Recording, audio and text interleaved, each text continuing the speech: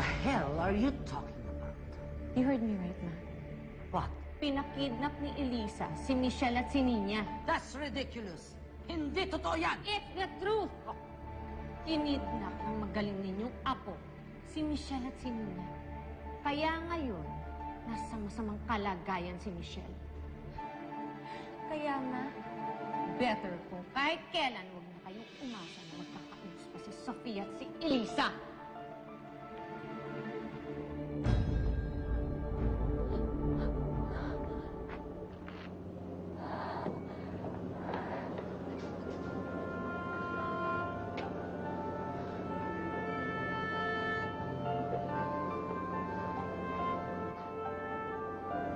I'm sorry, Lisa. Pero ano ba talaga nangyari? Paano naman ang anak ni Michael at Sofia?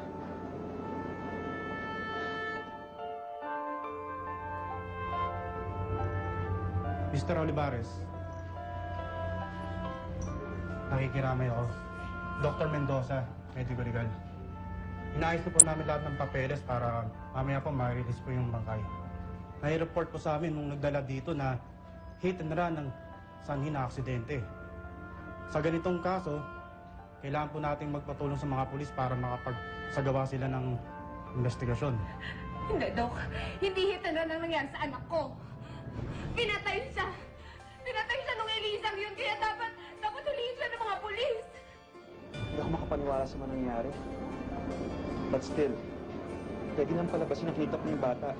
Kaya na-aksidente at namatay. Kailangan lang natin maging handa. Just in case na-decide silang magsampa ng kaso sila at lumaban. Huwag ka mag-alala, Isa. Gagawin kong lahat para hindi ka bumalik sa kulungan.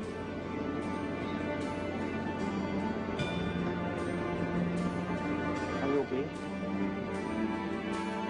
Katulad ng sinabi ko, pulis na po ang bahala sa kaso. Sige po, mauna na po ako. Sofia, hindi na natin kailangan ng pulis. Bakit hindi? Michael, si Elisa may kasalanan kung bakit namatay yung anak natin. Dapat pagbayaran niya yun. Hindi na natin kailangan ng pulis dito. Bakit tayo mo tumawag ng polis, ha? Huwag mo sabihin sa akin na kinakampihan mo pa rin niya babaeng yan. Pagkatapos ng lahat ng ginawa niya sa atin.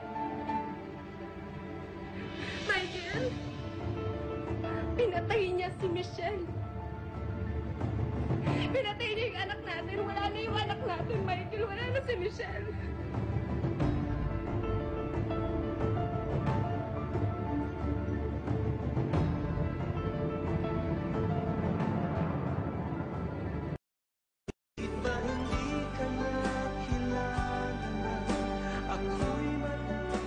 Ayoko nang umasa.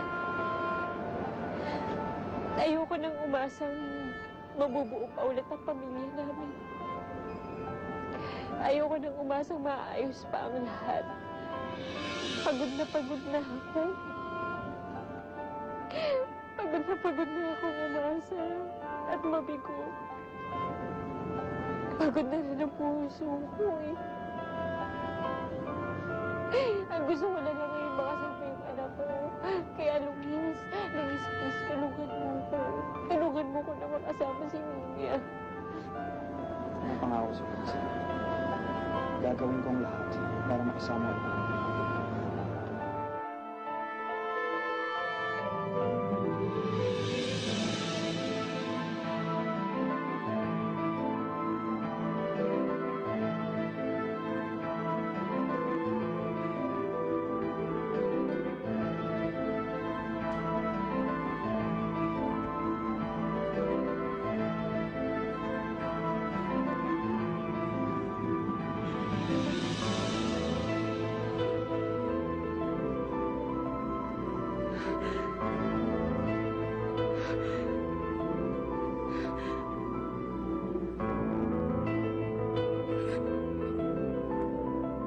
Anak, bakit mo iniwan si Mami? Ang bata-bata mo pa. Ang dami pa nating gagawin. Pupunta pa tayo sa Disneyland, di ba yun yung gusto mo? Pupunta pa tayo sa States para makakita ka ng snow. Ang dami ko pang mga pangarap sa'yo, Michelle. Bakit mo ako iniwan? Bakit iniwan mo na si Mommy? Kasalanan to lahat ni Elisa. Siya ang may kasalanan nito. Siya ang pumatay sa'yo. Napakawalang yan niya, Michelle.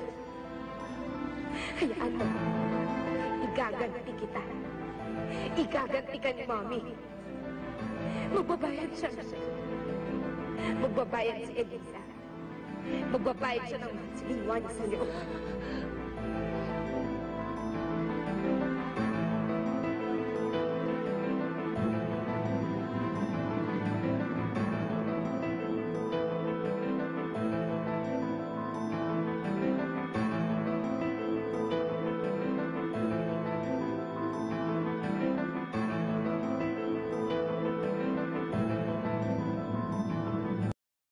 Wide. Bakit ba hindi ka na kilala na ako'y Chang, where? Where? Oh, where is Eliza Chang? Naku, maghapon at magdamag nang hindi umuwi yun, ha?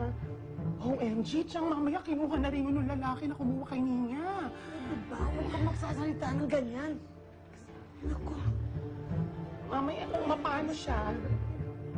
Lucia. Ate, Chang, Ay! si Elisa po. Ha? Eh, sandali. Bakit sa amin mo tinatanong? Hindi ba dapat ikaw ang nakakaalam niya? Dahil magkasama kayong nagbalik kay Michelle? Oo nga, pero may tumawag sa aming lalaki, Dave daw ang pangalan. Sabi niya, kasama daw niya si Nina. Ako, baka ito rin yung lalaki na...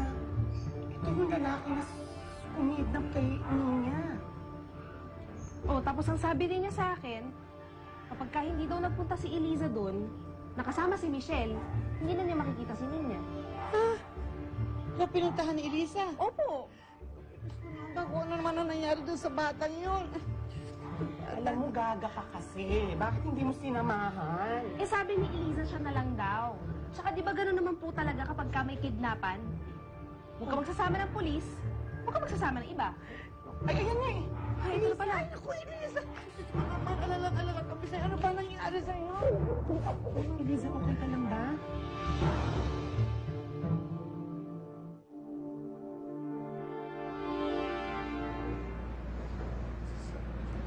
Nahihirammay ako. Salamat pa. Muna na ako.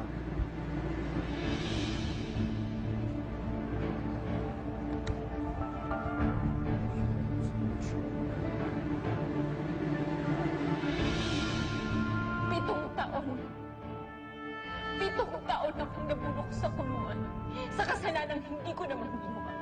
Hindi mo pinakinggan ang paliwanag ko. Ganyan na ba talaga kababa ang tingin mo sa akin? Michelle, anak, hindi ko pa rin matanggap na wala ka na. Hindi ko na ulit maririnig ang mga tao. Hindi ko na mararamdaman din ako. I'm sorry, anak. I'm so sorry na nadami ka sa gulo namin.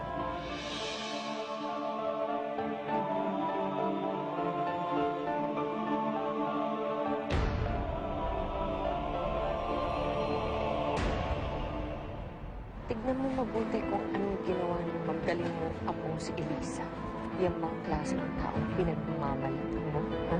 Shut up and leave me alone. Tita, anak ko si Michelle. Pareho tayong namatay nito. Magluluksa ako ng sarili ko.